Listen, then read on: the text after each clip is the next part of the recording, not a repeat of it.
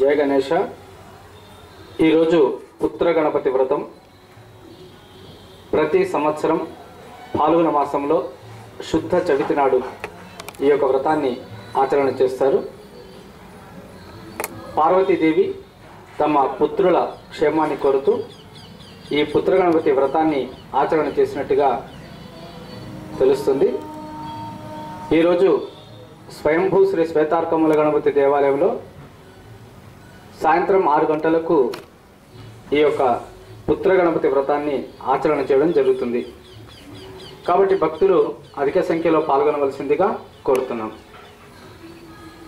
ఈ పుత్ర గణపతి వ్రతాన్ని ఆచరణ చేయడం వల్ల కొడుకులకి ఎటువంటి కీడు ఉండదని ఇతిహాసం.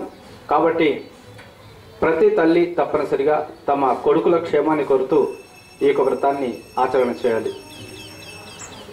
ఈ వ్రతానికి కొన్ని నియమాలు కూడా చెప్పడం జరిగింది. ఒకరోజు ముందే ప్రతి తల్లి కూడా ఉపవాస దీక్ష తీసుకొని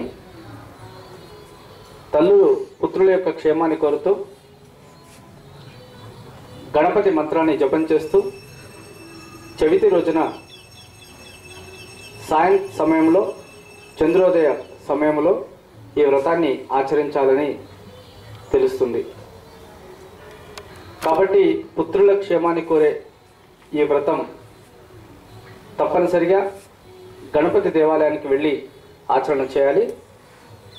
మీకు దగ్గరలో ఏ గణపతి దేవాలయం ఉన్నా సరే అక్కడికి వెళ్ళి అక్కడి అర్చకులను కలిసి ఈ పుత్ర గణపతి విశేషాన్ని తెలుసుకొని ఈ పుత్ర గణపతి వ్రతాన్ని ఆచరణ చేసి మీ కుమారుల యొక్క క్షేమాన్ని కోరుతూ వారికి ఎటువంటి కీడు కలగకుండా ఉండాలని సంకల్పం చెప్పుకొని ఈ వ్రతాన్ని చేయాలి.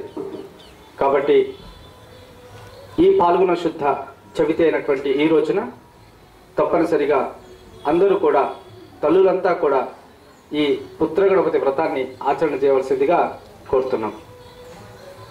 స్వయంభూ శ్రీ శ్వేతార్కముల గణపతి దేవాలయం వరంగల్ జిల్లా కాజీపేటలో ఉన్నటువంటి ఈ ప్రాంగణంలో ఈరోజు సాయంత్రం పుత్ర గణపతి వ్రతం చేయడం జరుగుతుంది.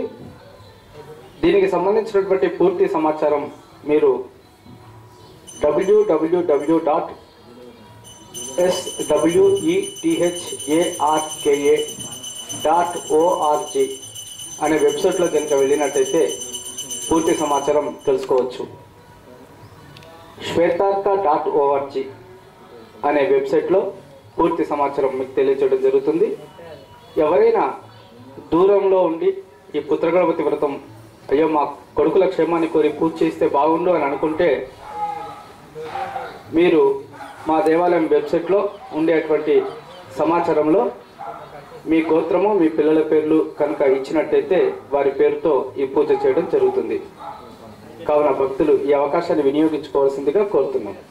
జయ గణేష్.